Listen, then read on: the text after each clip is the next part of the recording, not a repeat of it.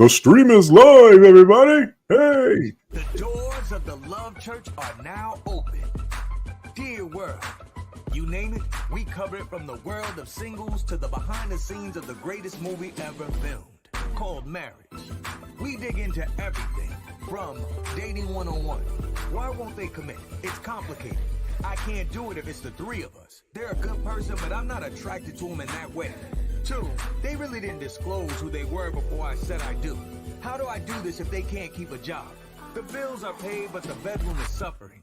Did I marry you or did I marry your family because we only can take care of us?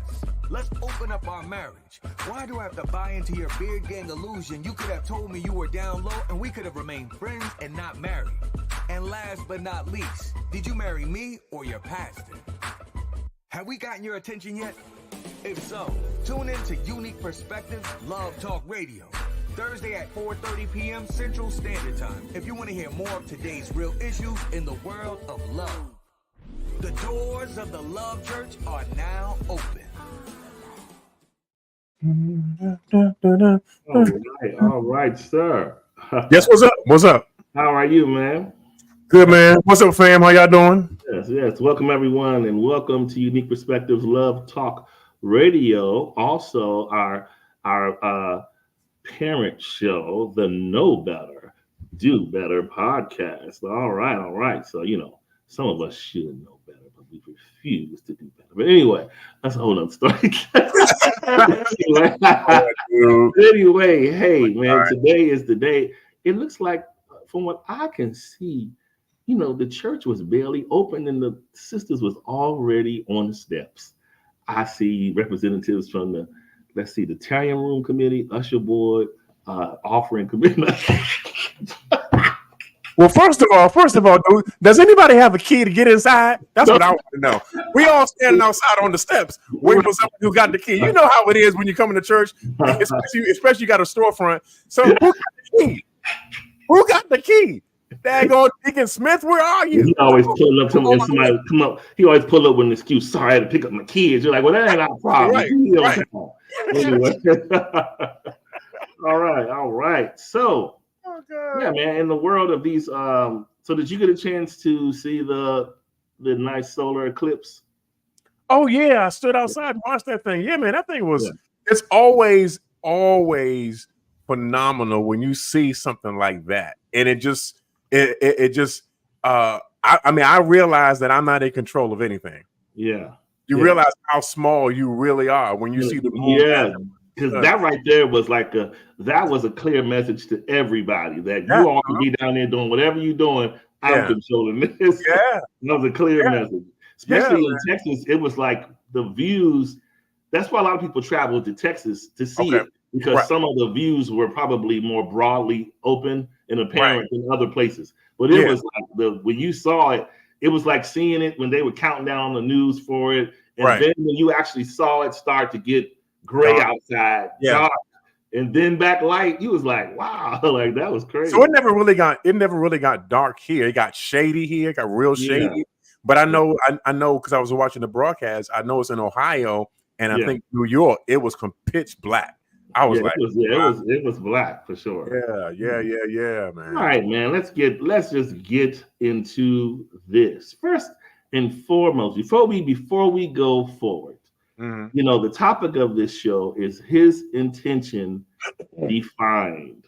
The woman he dates, the woman he commits to, the woman he marries. What I do want to make clear as a disclaimer.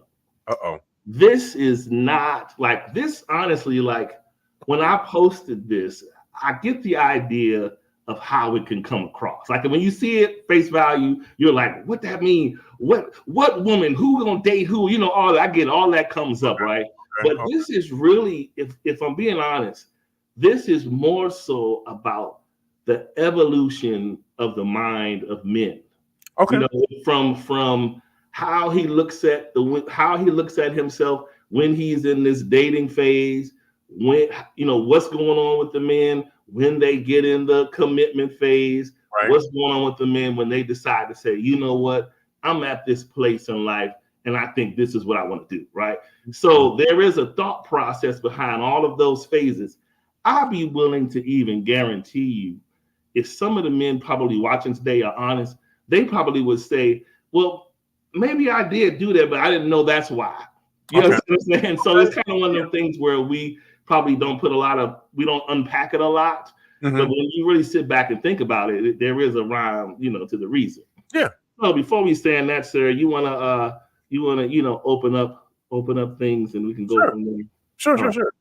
So one of the most valuable aspects of a man are his intentions and their authenticity factor. I can't say authenticity factor. Oh my God.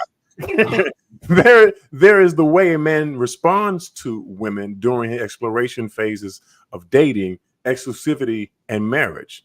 Then there is the truth where the genuine intentions of all three phases live. His intentions define the woman he dates, the woman he commits to, and the woman he marries. So basically, we're discussing the man's intentions during these three phases of getting to know his partner. Good stuff. Yeah. Yes, and I want to make it clear to say this is more about a man's process than it is his preference. That's how I want to be clear. This is more of a thing of taking you through the mind. So, all right, if we're going to look at this like you said, the woman he dates, the woman he commits to, the woman he marries. Let's take this as the evolution from boys to men. Right. Let's take it from that perspective. Okay. Well, here's probably one of the most controversial things we're going to discuss today. Right. Here's one of them off the break. Dating is really not a preferential thing for men. Dating is mostly viewed as a requirement on the part of men because we know if basically most men, if you're looking to date, hang out, get to know somebody, take it further, that's usually the first stop. We're going to date. We're going to go to these places. We're going to do this. I'm going to do this, whatever. And so if you take it from the mindset of men, like if both of us aren't committed, so basically you don't know who's dating who, how many folks they dating, whatever. So if you think about it from a man's point of view, that can be expensive. If you're just saying yourself, I'm about to go on a venture of dating, you better say to yourself, you about to go on a venture of spending some money, right? That's just true. Money. But here's the thing. If we're taking the boy concept, dating for men is pretty much where he finds out all the things he is and all the things he isn't. Okay. When you're dating different women, you're getting different types of affirmations. Some women are making you, blowing your head up, making you feel you might be this, that, and the other. And then you might go on a date with someone and she's sitting there on her phone and not paying you hardly no attention, not giving you no rhythm, making you feel like she's ready to leave. So that can leave a man like, oh, she ain't feeling me or something. So imagine men that go on a lot of dates that get a lot of confidence from it. Women give them a lot of affirmation that they either look good, smell good, you took me to a great place, a fun date, whatever. So he's getting all those things out of it. But in his mind, it's fun to continue in that space because at the time there is no requirements. There is no necessarily heavy commitments. Okay. He's moving about as he wants. He's doing what he wants, whatever. Okay. Now, let's keep it in that boys phase. So, Adam, remember when we were all young kids? Let's just say if we decided to come to your house as men for a play date, we're going to play football, whatever we're doing outside. Right. You can notice how there was that kid that when you come over there to their spot, and as he may be playing fine, but everybody's doing what they're doing. And then there's that moment he gets possessive. And he take his toys, and the parents come over there to intervene because what's happening is he's now getting selfish.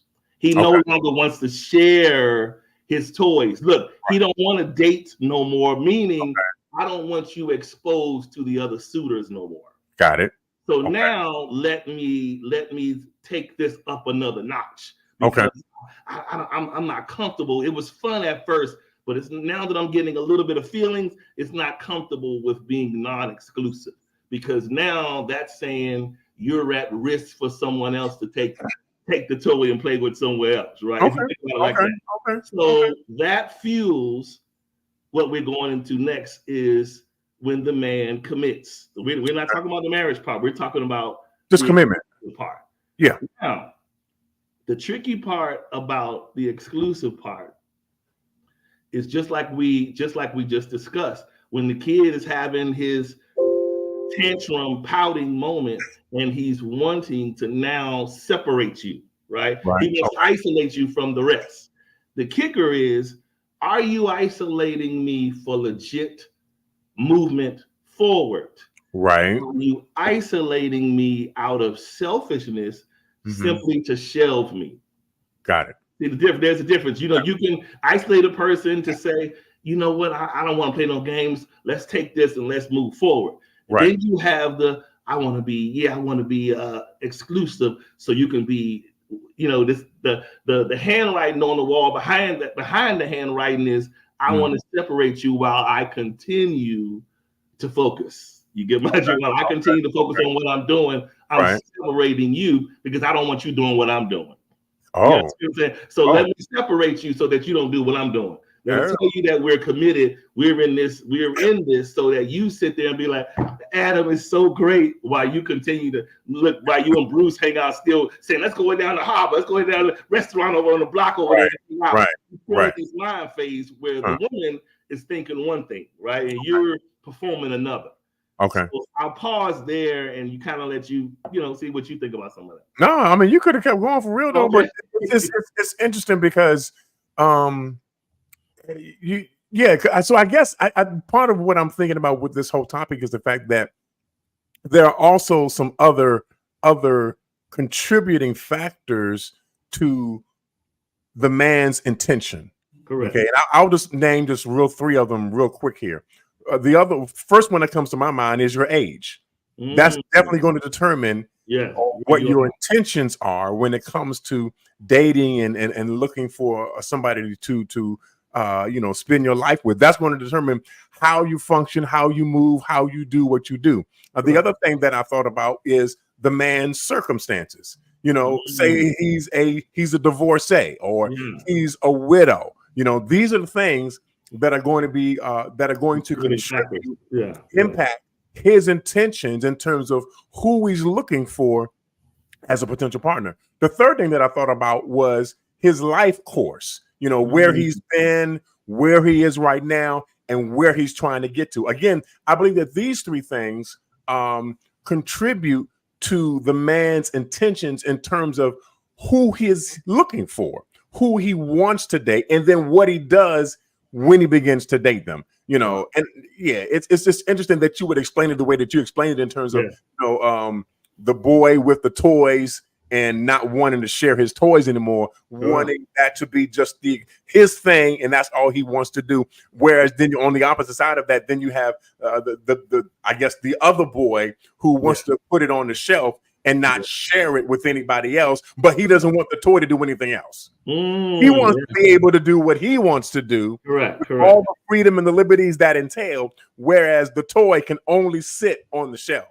Don't nobody touch it, don't nobody look at it. Leave it alone, basically. Yes. You know what I'm saying? Leave it alone. I think a good part to also, I know I was kind of rushing along, but if I go back to kind of simmer up some of the meat, is in the beginning, when we talk about the dating phase, if we're talking about legitimate dating, the women, like if we're not talking about playing or somebody gaming, we're just talking about legitimate dating where a man steps in and say, hey, I want to take you out, whatever. In this position, he is saying to himself, let me basically vet this woman and see if she's worth the time and effort. Okay. It is. Let me vet this person and see if they worth the time and my effort and my money, basically. Right.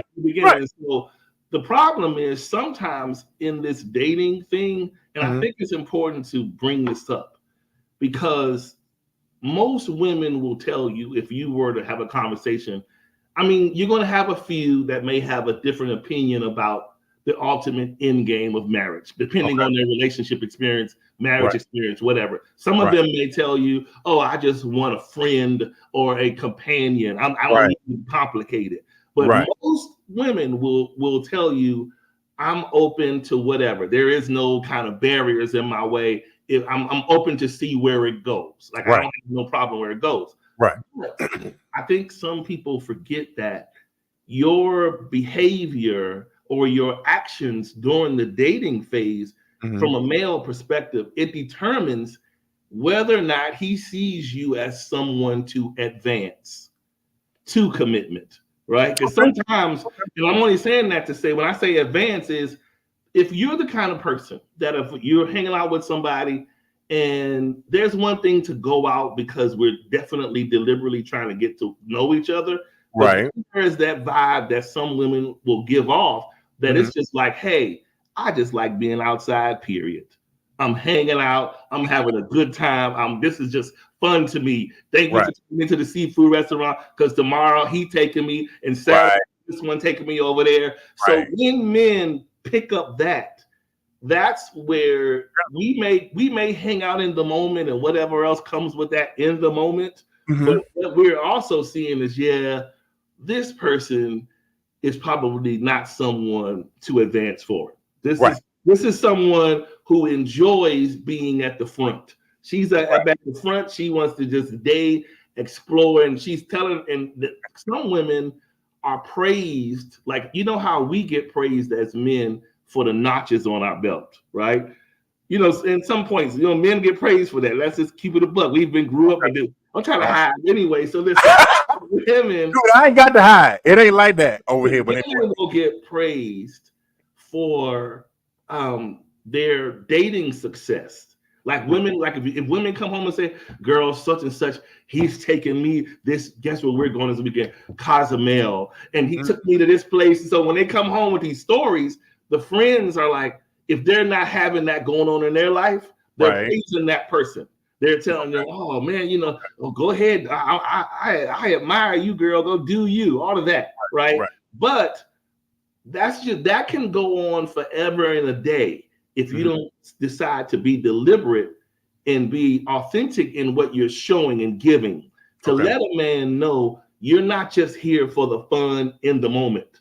I want to take this further and further and further.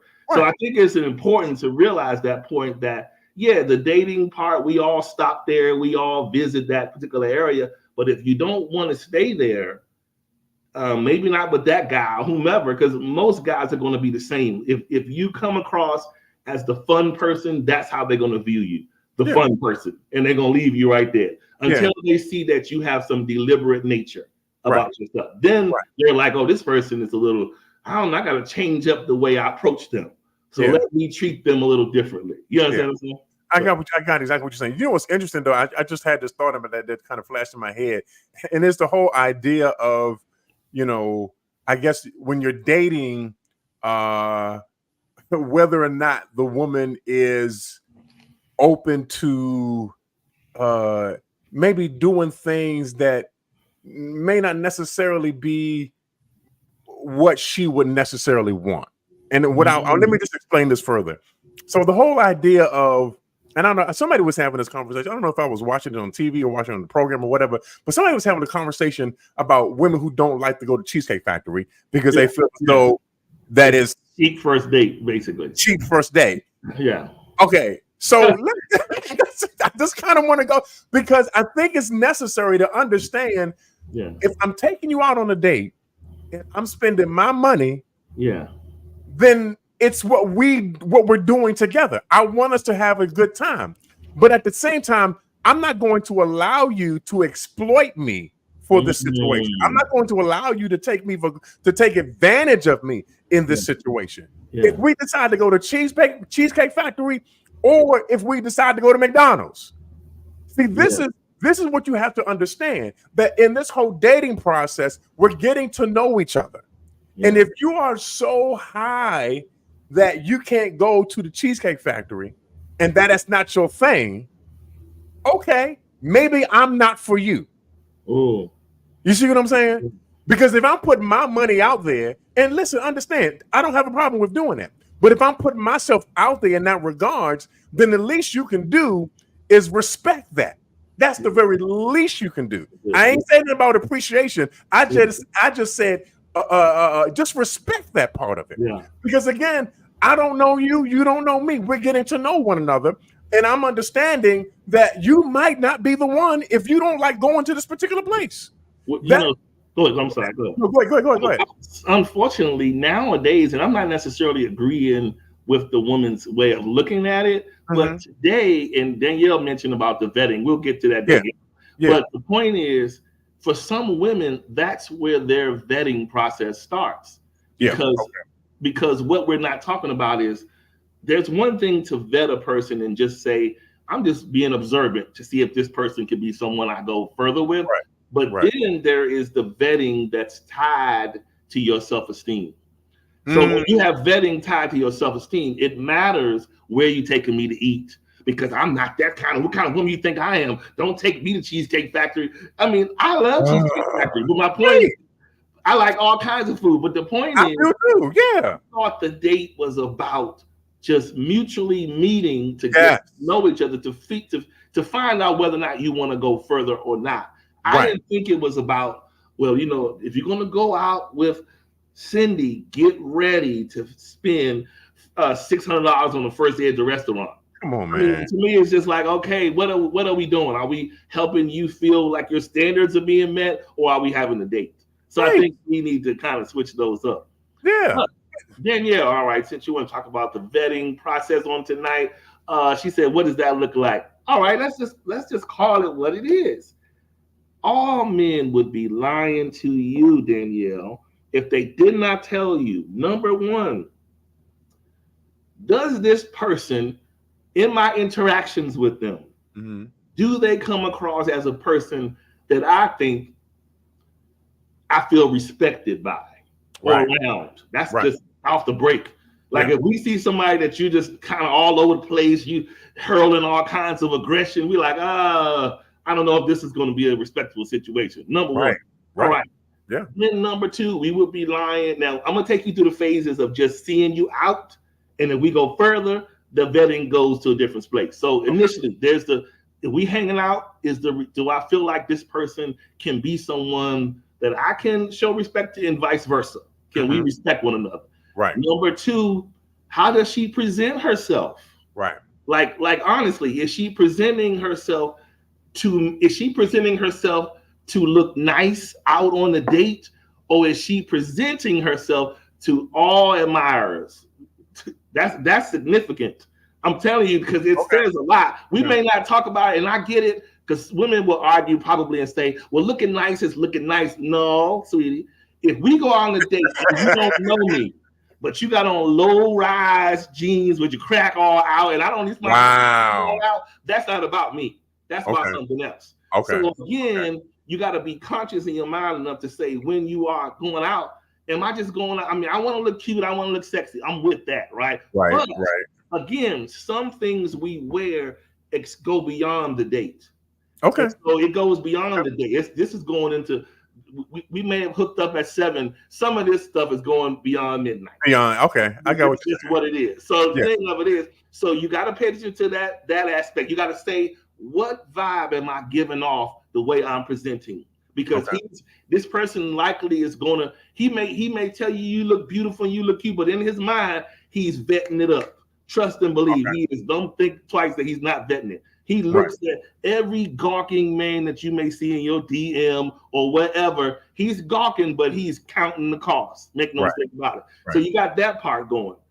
Then he's gonna say, all right, we can't get around this one. Asset or liability.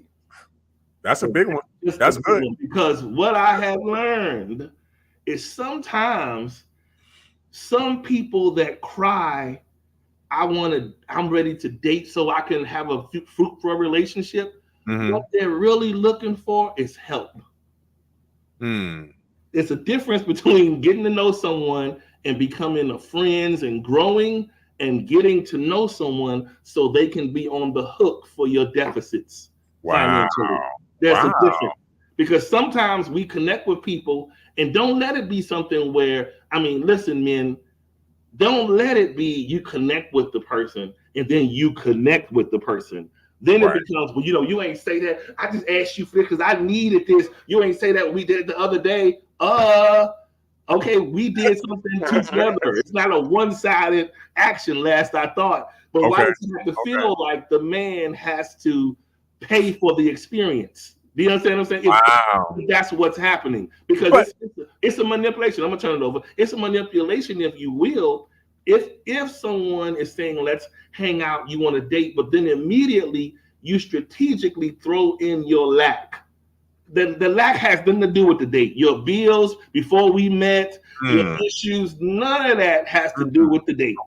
okay. Keep it between me and you on the healthy level. Don't Right. show nobody your wallet and how empty it is and Right. issues that you got going on. Your car broke down. None of that has to do with the date. Yeah. Keep it to the date. Yeah. Go ahead, let you go on there.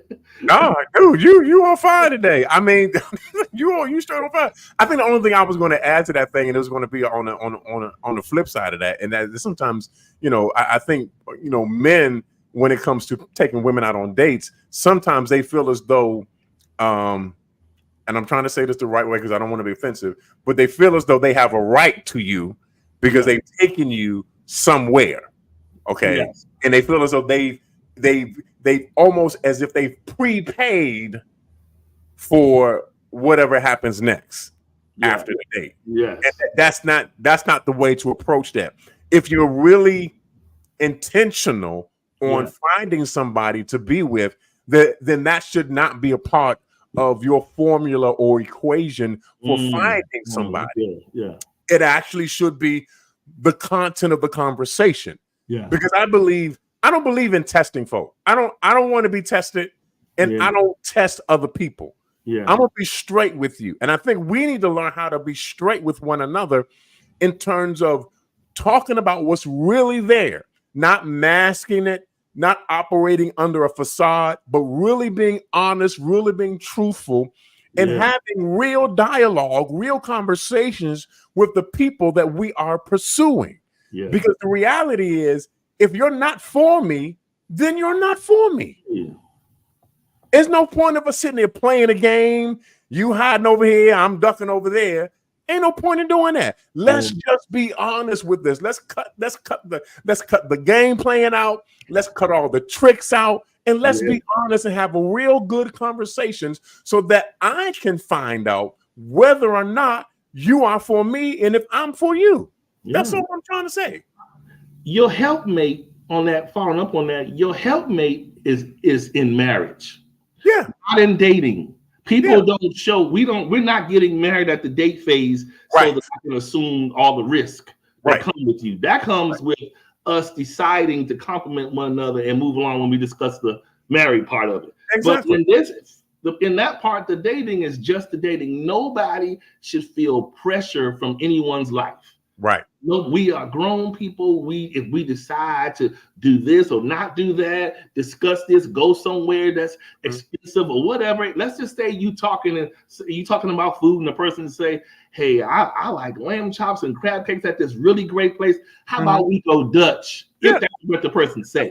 I'm not saying it had to be the way, but if they say it, then at that point, okay, let's go. Fine. No one is feeling taken advantage of. We just both grown and just going somewhere to eat. But when this thing turns into I'm paying for the restoration of how you don't feel about yourself, that's when it gets not fair. Now now everything I do and pay for or take you are things to say, thank you, because this is the kind of the treatment that I knew I deserved. But when I was with Polo for 11 years, we never did this. Well, that ain't my problem.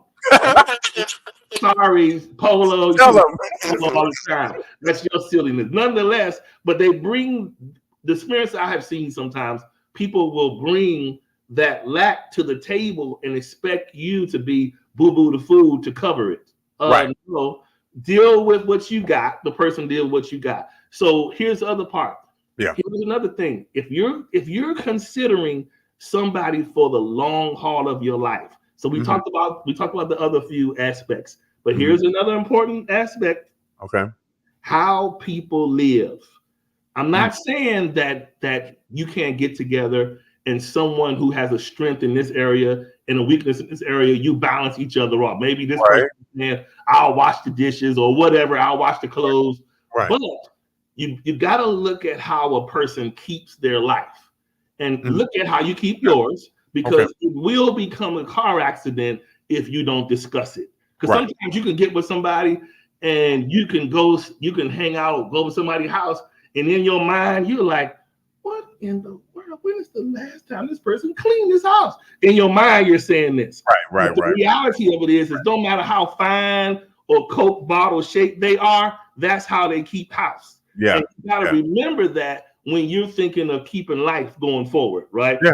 We're talking about this whole vetting thing. These are the things that really go through men's mind. They're not telling you this, but they look at. I have heard men at the barbershop laugh about things they have seen at women's houses. I'm telling you, they'll say, "Man, Shawty was fine. I went over there, man.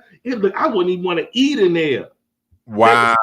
Stuff, how dirty this was, and how the place just didn't have this. All these things, and so. Right. And so I think what's not probably fair to women. Let me start with this. Some of the men that have the baby boy syndrome, we look at the woman as how he looked at his mother. She got it. She gonna come correct with it. It's not fair to put the pressure on women, right? Men, so you handling your stuff, got your house, whatever, however you're expecting your stuff to be fair about it. But if we're honest, that's how men look a lot of times. They look to women to have the balance. Wherever they're lacking, the woman is going to have the balance. So that's why they have that vet meter so high. And so they're going over there looking at all these things she's doing or not doing and all this. And so, believe it or not, these are the things that either progress you forward or keep you in purgatory. Okay. These are the things that do it. These are the unspoken things that men don't say, but they are. Look, there's tons of other things and more. How you spend money, how you, like if there's children in the equation, how does a person react to children? How what are their correction styles like? How do we handle arguing? Right. What does that look like? Yeah. Are you a peacemaker? Right. That's major, because some people get off on continuing to stay, like if let it be an issue, they will not get off the issue. And you sitting there, because all that should tell you is if we cannot meet in the middle and agree to disagree and just save this for another time, then you're telling me you just want to be a hell raiser. And nobody wants to be around somebody that's a hell raiser, because your life is going to be contingent upon hell. Just period, point blank. So No, what's interesting? I'm sitting there, and of course, I'm reflecting on my own life, my own personal dating history, or whatever like that. And there are those who you initially date, and then the further along that you go along in the process, you begin to see some things that make you go, you might not be the one. You might not be the one. You're catching an attitude on something that doesn't warrant an attitude. Why are you so upset about this particular aspect? Let me pass on you. Let me move you to the other column. You know what I'm saying? And then here's the other thing too that I was really thinking about, and that's even with the ones that you do commit to. That the further along that you go into the relationship, the more that you're going to discover about that person. Yeah. So you have to make a decision as to what you're going to do when you just make the discovery about that particular person, that particular aspect. You got to go, is this a deal breaker for me? Yeah. Or can we negotiate something? Can we figure out how to make this work? You know what I'm saying? And you got to be at least open to the idea that you're going to have to make some compromises in order to make this thing work, in order for it to be what you need it to be. If it fits your intentions, if they fit your intentions in terms of where you want to go and what you want to do, then you're going to have to make some compromises in that whole situation and understand that you also come with a couple of things that make people go, I don't no, you. For sure. That's We all we all have our quirky ways to make someone else like, what is wrong with you? Exactly. But again, you got and I think sometimes when you really get down to it and you're able to define what you want to do, what your goal is, what your intentions are, then you can more aptly begin to figure out and navigate a way to the finish line with this particular person. You can actually go, okay, you know what? Maybe we can make this work, or maybe we can't work this out. Yeah. And in the instance that you can't work it out, then you need to be honest with that instead of going along to get along. I think a lot of times what we do is we kind of like, we just say, oh, it's okay. Oh, it's all right. When in fact, it's not with us.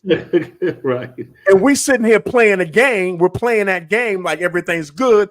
And then 5 years, 7 years, 8, 9 years down the line, we have become so frustrated and so fed up of the thing that we first discovered 7 years ago, that we did not make it clear at that point that this was something that we weren't going to be able to deal with. But because we played a game of going along to get along, we tolerate the foolishness instead of discussing how to end the foolishness so that we can both move along in a progressive way. What are we doing? There are so many relationships right at this very moment that the person, one person or another, already knows this is my interim, but ain't no way we're going past this. But see, again, the selfishness and all of those things about and sometimes there's a selfish component. Sometimes there is the emotionally entangled component, that intimacy can bring and stuff like that. Some of those things can make you slow to kind of to be agile and to kind of move about it the way you need. But the reason, like I said, we're doing the show like this is I hear a lot of bottleneck relationship stories, and I always say to myself, I don't think people properly either the men don't properly understand the women, right? And the women don't properly understand the thought of the men. That's the only reason why I started with this show. I want to do one that the women are doing the same thing. But it is the thing where it is like, listen, it's like for us, the dating looks one way, the commitment looks one way, the marriage looks one way. The commitment part, to me personally, to say I am isolated and I am exclusive, that's probably the only time I enjoy isolation. Because to me, commitment is isolation between you and a person. We are choosing to isolate ourselves off from the rest for the betterment of us growing together, right? To see where we can go. That's a good thing. But aside from that, it is also it can be scary, right? It can be scary because no one necessarily knows hand over fist what the other person's intentions really are. Like you can say for yourself what you want to be at the end and what you were desiring or what you're in this for. But some people, like we know, can be opportunistic, and they will commit to you because there are things that likely come with those commitments. There's advantages, there's benefits, there's different things that just may come with being with Adam in this space, right? But of course, it's like, so the goal is for both people to feel like as you're moving along, I feel like this is a even exchange. Even if you're given 70 of something and this person is given 30 of something, but that 30 is significant to your life. So it's not that everything has to be the same, but you are feeling that whatever you're getting is a fair weight balance. It's a fair way. It's fair exchange. I don't feel like I have to have regret or resentment because I feel like you're not giving me something or doing something. I think, and I'm gonna turn it over to you, I think when you get to the point, if resentment overtakes you, if regret overtakes you, it's almost the equivalent of drowning in the pool. If you cannot swim out of that part where you're treading water, then put up your hand to the lifeguard and say, I need to get out the pool.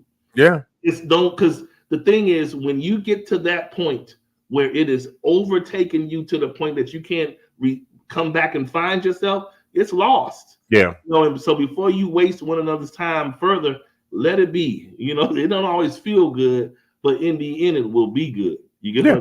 So, yeah. No, absolutely. I mean, I think, again, that's why I have to reiterate. I think it's absolutely imperative that your dialogue with that particular person is ongoing.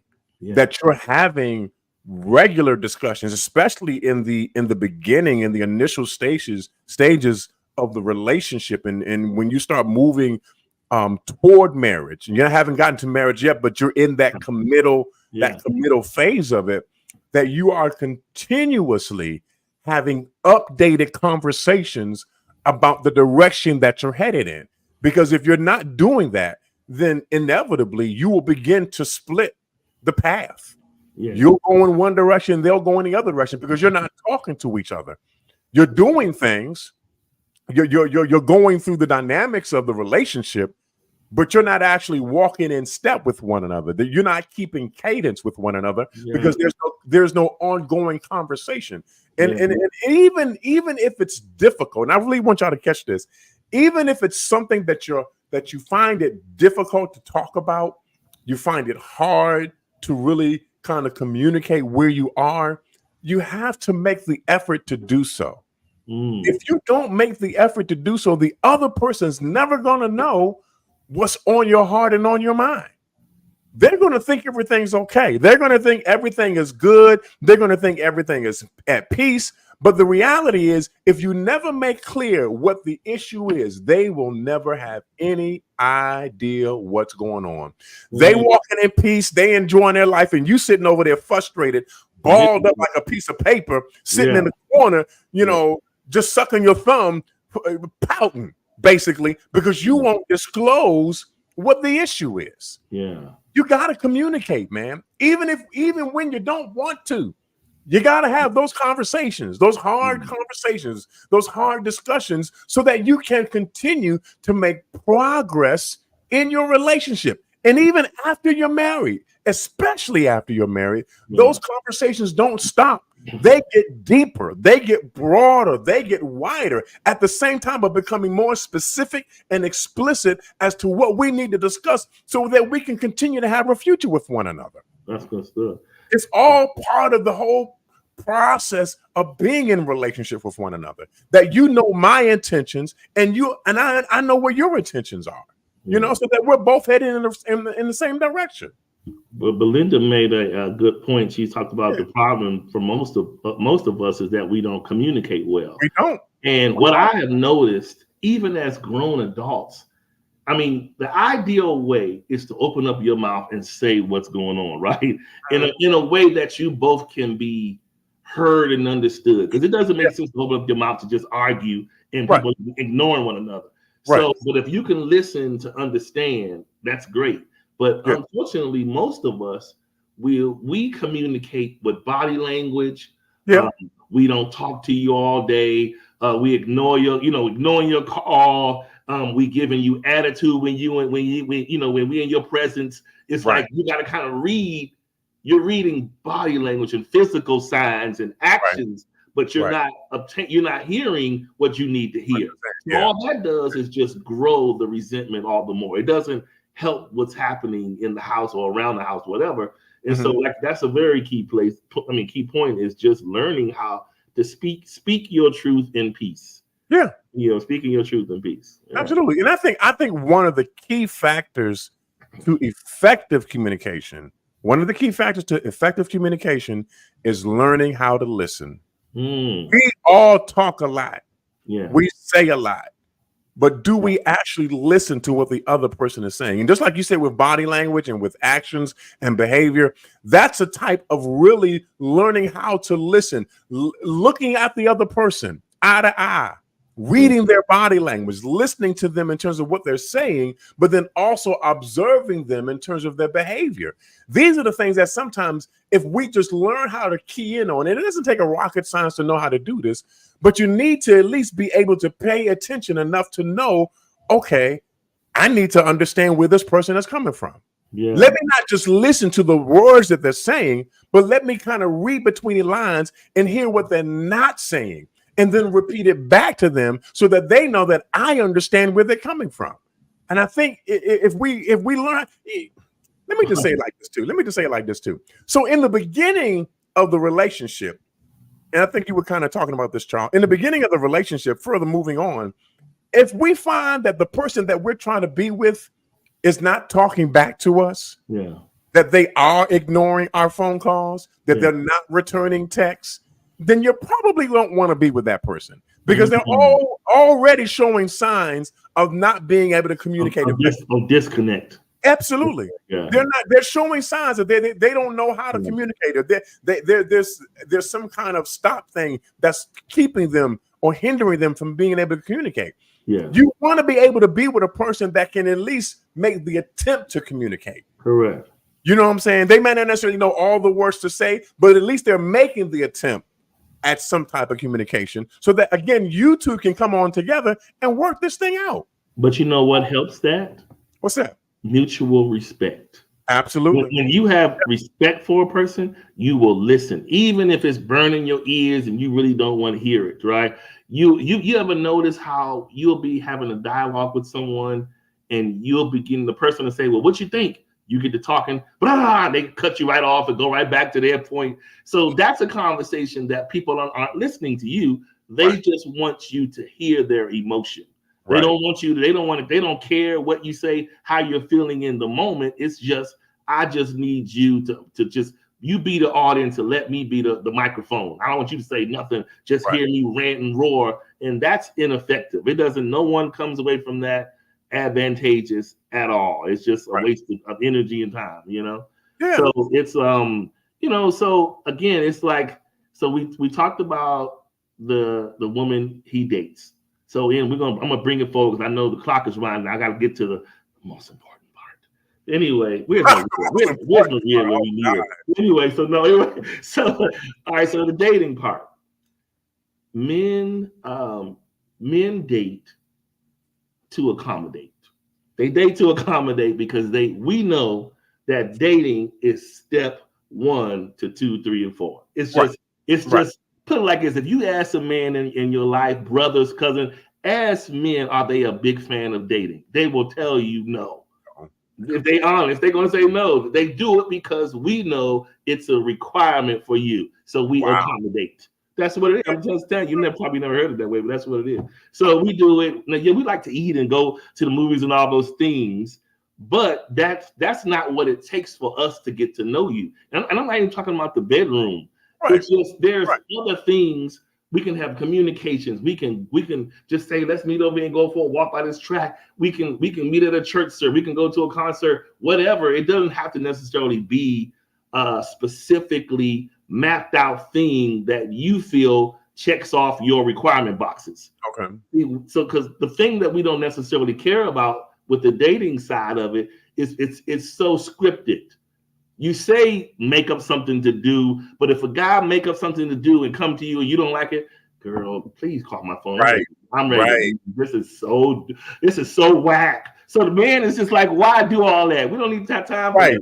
So there's too many loopholes with dating. All right, that's one thing. So when we get to the commitment phase, whether he's being selfish, ladies, to say, yeah, I want to be exclusive. Or if he's being for real. If he's for real, and he wants to go forward, he's saying, listen, I want to isolate ourselves to the point where we can ignore the distraction, the noise of life and other things and other people in our ears to see if we actually work as a unit. Okay. And if that proves to be successful and it's continuing as long as both parties are in favor of the next step, right? Right. Me, I view marriage as the promotion of successful commitment. Okay. To me, it's like on your job. You know how some people, they'll say, you deserve this, Adam. You worked so hard over the past 2 years on all these projects. You know, I'm just making an example, right? And when it's time for the promotion, you kind of like, wow, you know, I did work hard, and you feel you put in the work for it. It's fulfillment. So it is no different in the relationship committed realm of it. Both of you all have a job to do. Right. Keep this afloat, keep it healthy, keep it moving. So the reward of that is the marriage. So now it's like, okay, we successfully toiled this road together. Mm-hmm. So how does the next level look to us? Because a lot of women, to be honest, this is where it gets murky, because they're saying, I can't read your mind. I don't know how do I know you're serious about this, that, and the other. Mm-hmm. And again, ladies, a lot of times women will say, well, at least give me something, promise ring or engagement ring or something. If you're not careful, listen, if you're not careful in this space, this is another potential opportunity for the shelf, because some rings are for the shelf. For the shelf. I get it. Not for the advancement. So remember, the dating, advancement to commitment, commitment, advancement to marriage, the promotion. Right. Okay. So the kicker is you have to work this thing in a way that you don't find yourself on the shelf. Because if you work, I can promise you, if you keep bugging a man, he's going to get you a ring and he's going to buy himself some time. Right. You going on the shelf because you wouldn't leave me alone. But anyway, so no. Right. So listen, but if he's intentional, I hear that word ringing out on tonight in the Facebook. Here we go. If he's intentional, he will follow through, and he's going to say, listen, yes, I'm going to get you. Yes, I'm going to do this, and we're going to celebrate this. I have to say this one thing really quick. I haven't told a story in so long. Story time, everybody. Are y'all ready? Now, this may very well get me in trouble, but it's all right. Oh, we know what's going to get you in trouble. Let's go. I remember one time out of the 2 times in life that I called myself being engaged on tonight. The last time I was calling myself being engaged in the early 2011, 12, something like that.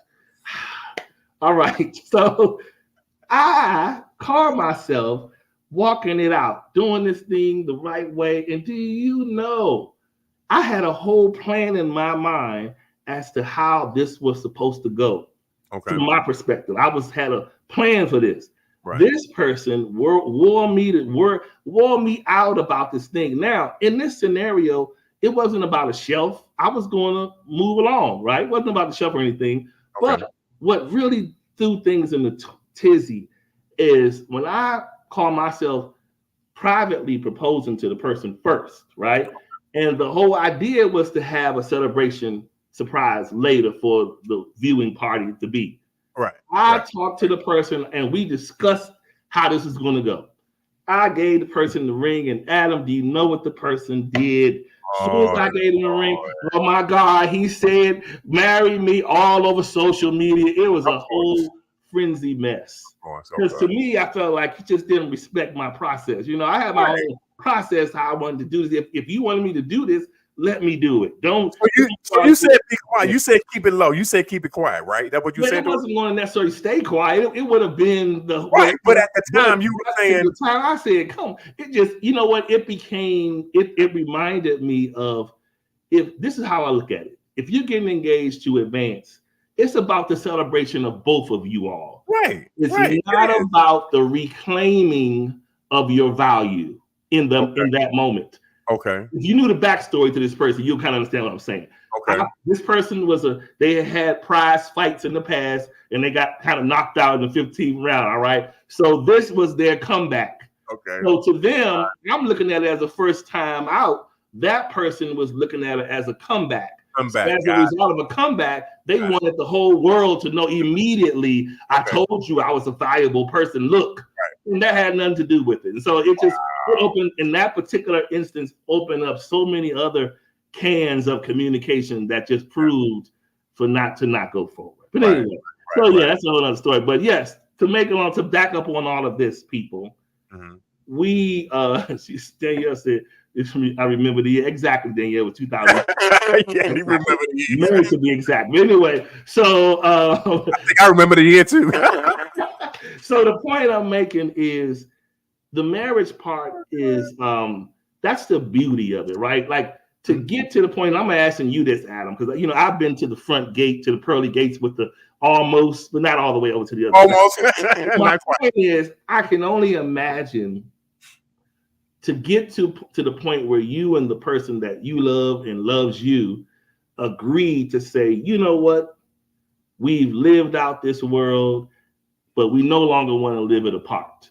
Let's come together, do this, and go over. And it's something about that agreement to me would be just, that's the euphoria. Yeah. Coming into agreement to say, let's do this, let's go. And we're gonna, we're gonna be fine. I got your back, you got my back. It's us against the world. There you go. Yeah.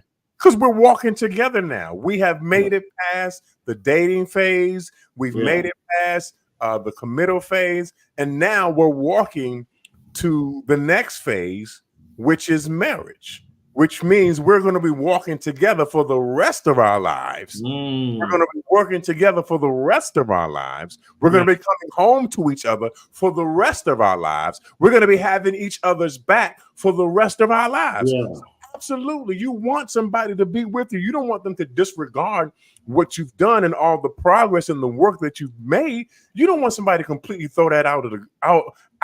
You know what I'm saying? Out of the window. You want them to respect that because you're a part of this whole situation. We're both working together in this thing. Yeah. And when you have somebody where you've gotten that far and then they decide they want to go out on their own, they want to go rogue.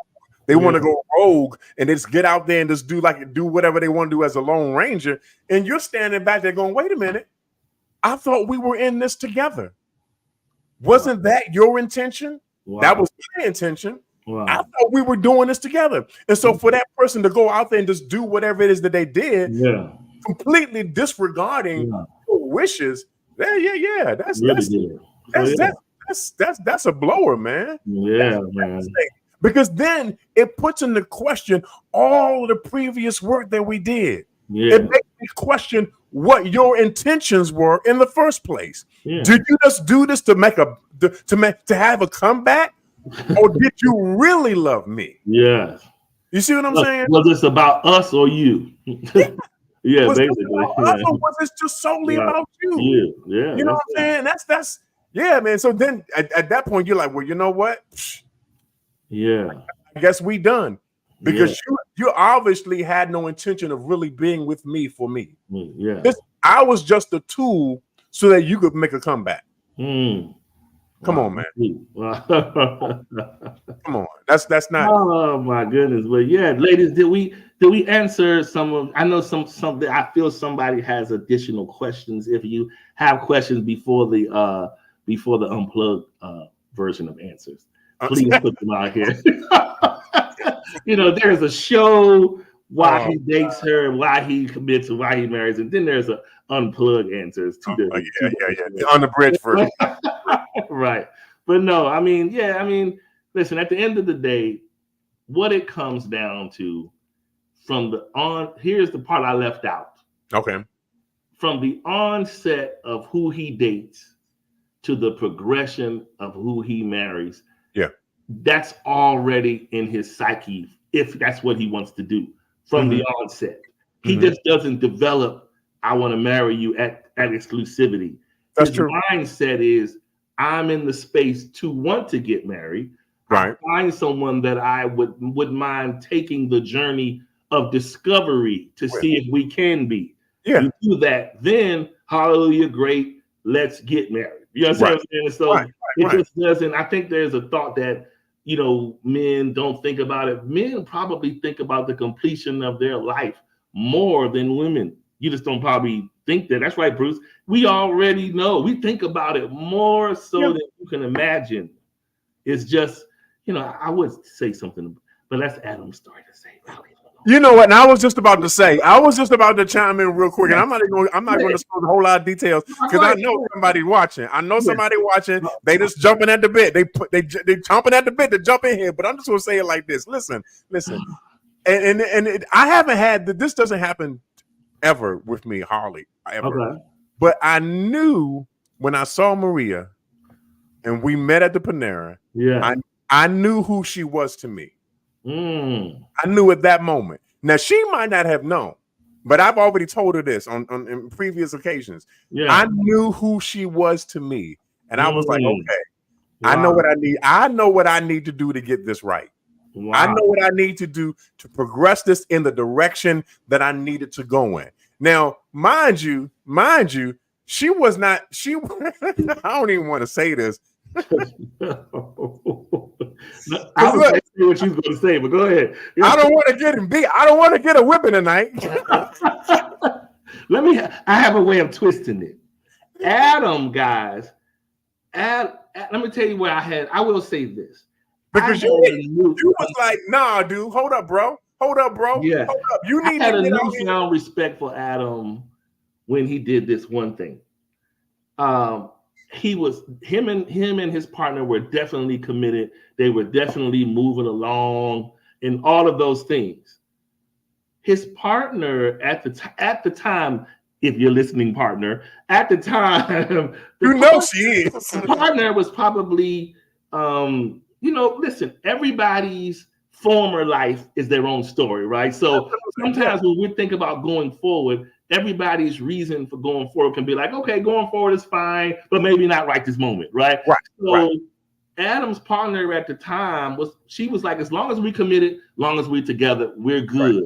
Right. Adam, when I had a conversation with Adam, and Adam simply said at that particular time is when an opportunity presented itself to be married unofficially, Adam corrected it and said, if we can be unofficial, we can be official.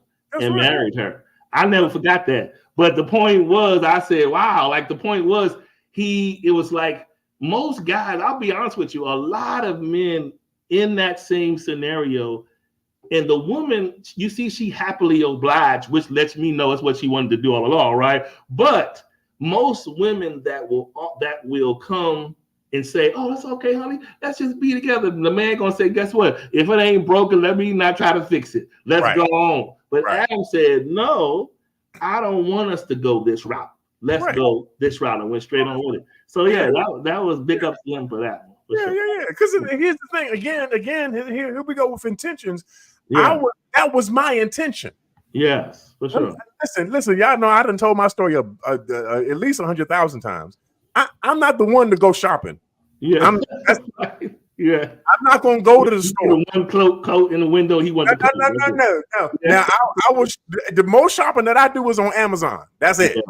Yeah. That's it. And even then, it's a limit. You know what I'm saying? Yeah. And so I'm not the one to go shopping around this store, that store, the other store. No. If I find a good thing and I believe that it's a good thing, then that's the thing that I'm going to go after. Yeah. That's where my intentions lie. And that's what I decided to do. And again, it was a part of what I wanted to happen. When I saw her, I was like, okay, I got it. Well, on another show, Adam, one day you have to help some of the men to recognize what is a good thing. True that. Because believe me, in this day and time that we live in, I mean, men either know who's in their life that's good or they don't. But we know if we got somebody solid, you know it, right? But there are some men in the gray area where they have people that they can call on and go on a date and do all these things, hang out, even be intimate.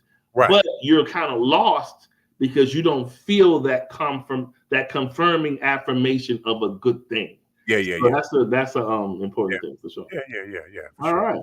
Yeah, well, man. People, we don't want to hold y'all over. We appreciate you guys for tuning in on tonight to Unique Perspectives Love Talk Radio. As usual, we will come back next week, same time, same channel. What you got to say? Make sure you share this program. Make sure you share and like this. We need y'all support in order to make this thing blow up as much as we possibly can. Share it, click on it, get your family and friends to hit it. You know what I'm saying? I guarantee you something's going to resonate with those who listen to this.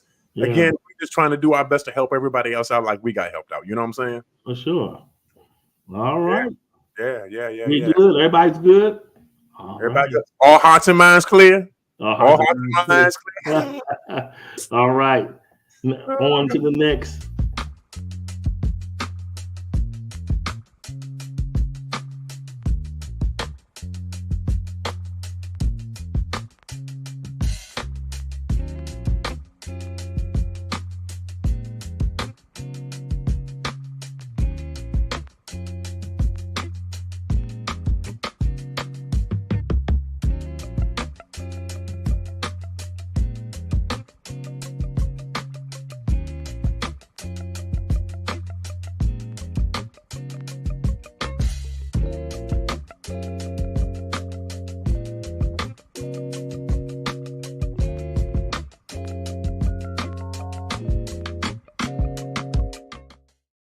Hey, hey. All right.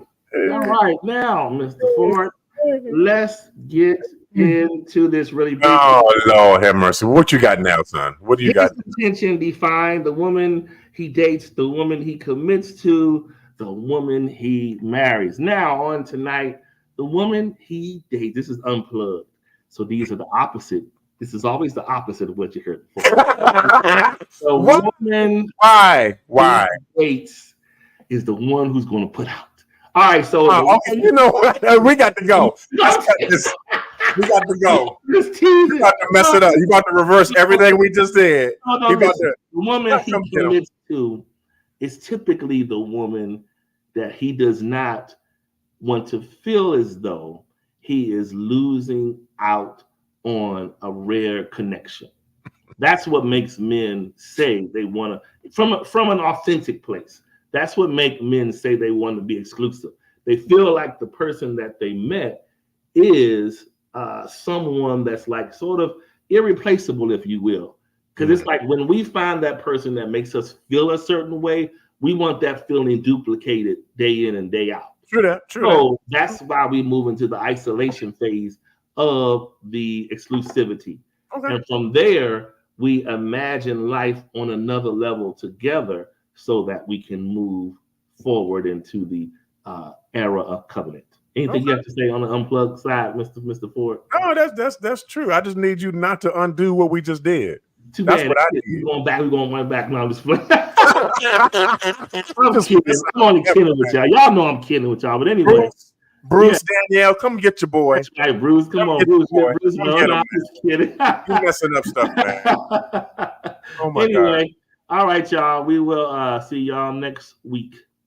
Peace, same family. time, same channel. Take care. See you.